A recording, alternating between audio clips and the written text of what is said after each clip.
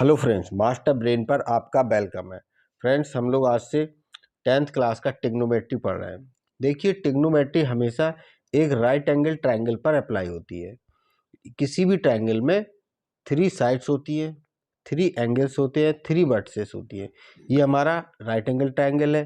देखिए, इसमें अभी 3 साइड्स है। साइड्स देखिए कौन कौन सी है। एक इसकी साइड्स है AB, एक BC और एक AC। ये इसकी 3 साइड्स हैं। और इस किसी भी ट्रायंगल में 3 एंगल होते हैं, angle A, angle B, angle C।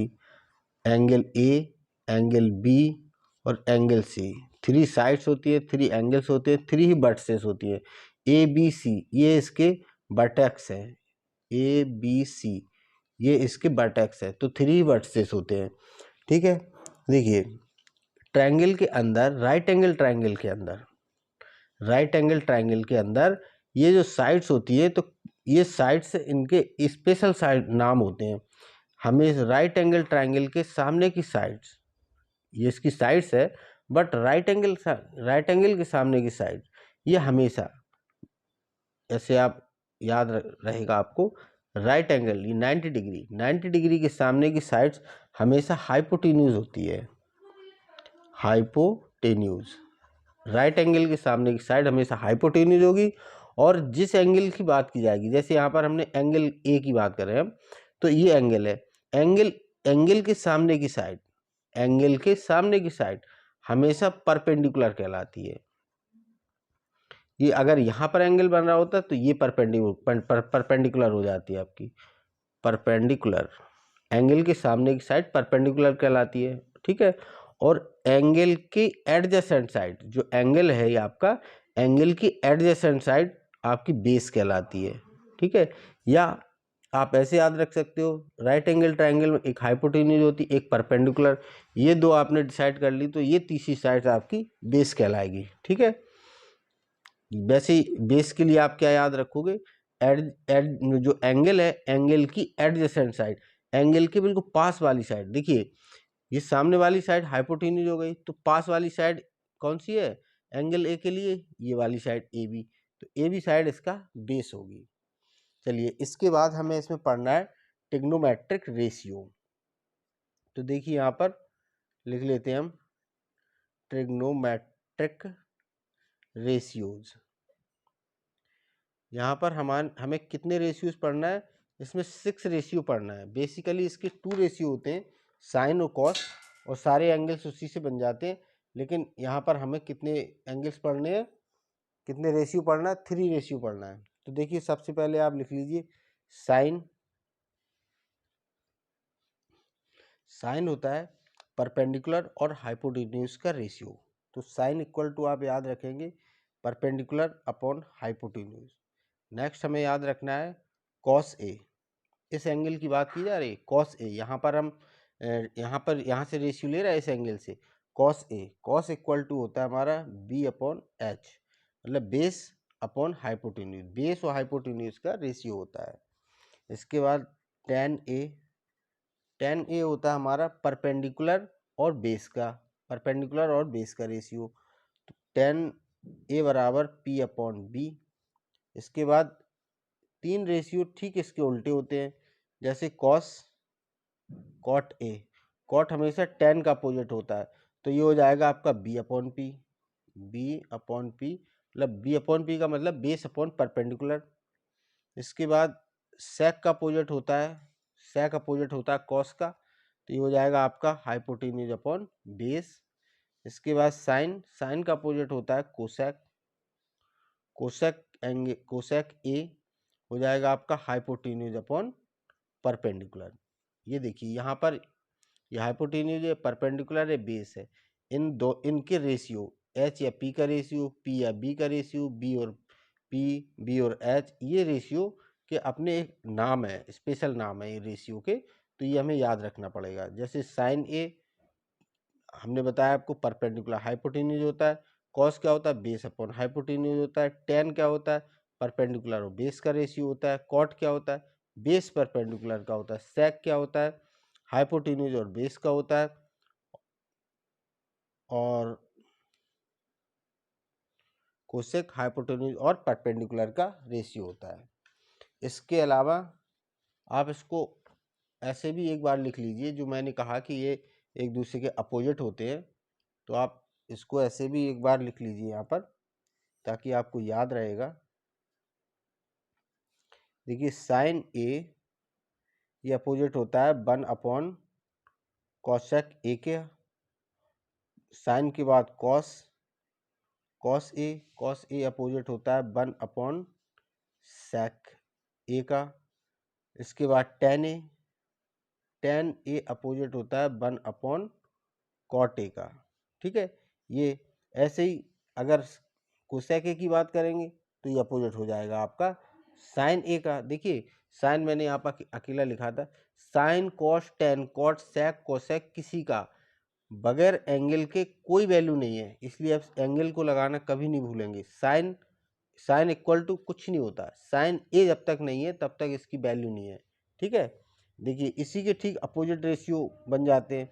जैसे हम बोले कॉट ए का अपोजिट रेशियो क्या हो जाएगा, कॉट का अपोजिट हो जाएगा आपका टेन ए। ठीक है, ठीक इसी तरह से अगर सेक ए की बात करें तो सेक ए का अपोजिट क्या हो जाएगा 1 कॉस ए। देखिए कॉस ए इक्वल टू 1 सेक ए होता है, तो सेक ए इक्वल टू 1 कॉस ए होगा। ठीक है, साइन इक्वल टू क्या बताया 1 कॉसेक ए, तो कॉसेक इक्वल टू क्या हो जाएगा 1 साइन ए। ये एक दूसरे के अपोजिट होते हैं।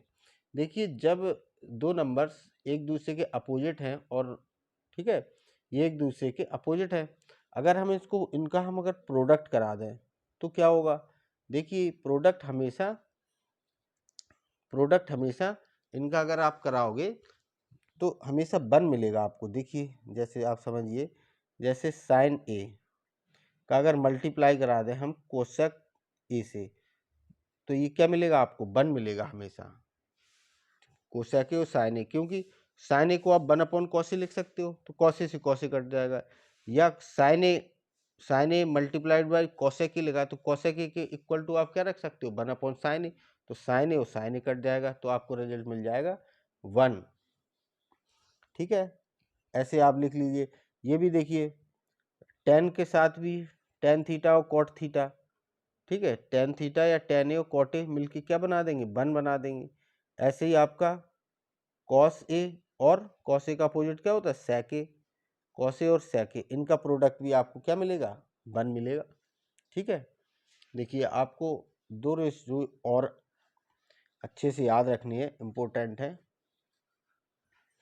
नंबर 1 टेन ए को हम लिख सकते हैं sign A over cos A, ये आपको याद रखना है। इसका ही अपोजिट होता है कॉट ए, तो कॉट ए को हम कैसे लिख सकते हैं कॉस ए अपॉन साइन ए। जैसे टेन ए को sign A upon cos A, तो कॉट ए को cos A upon sine A.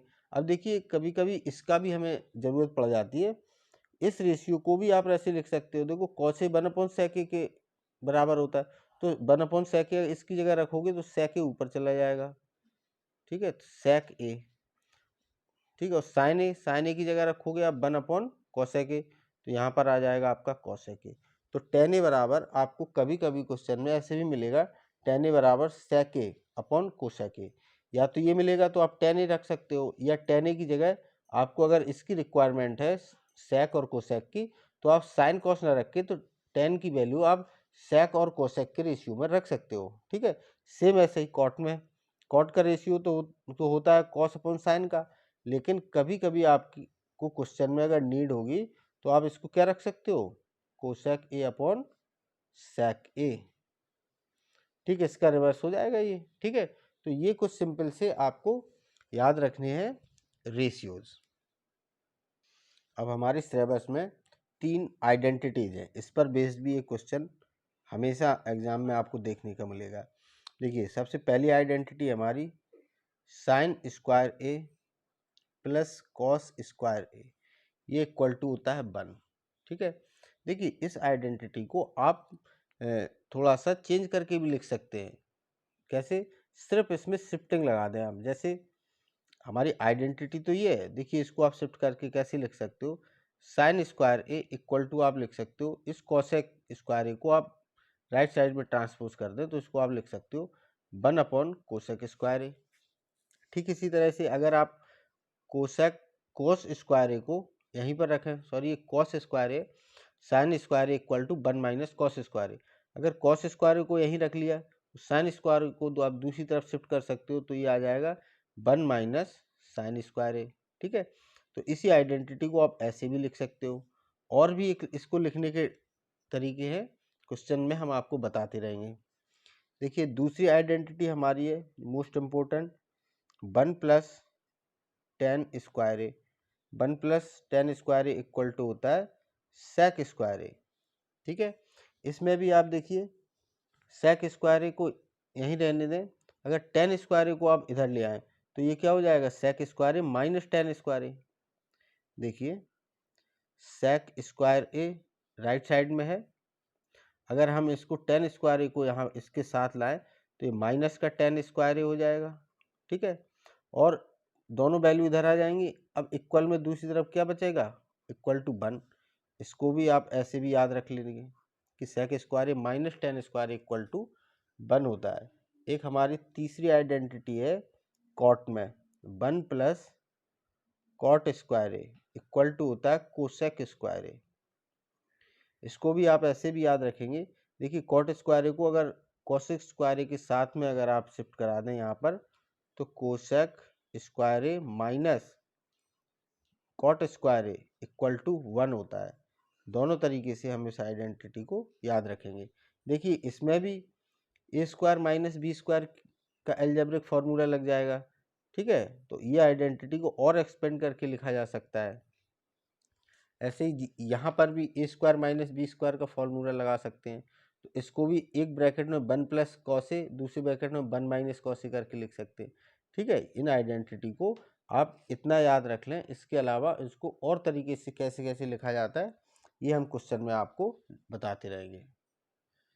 Hello friends, इस वीडियो में इतना ही। नेक्स्ट वीडियो में मिलते हैं क्वेश्चंस के साथ। जब तक जय हिंद।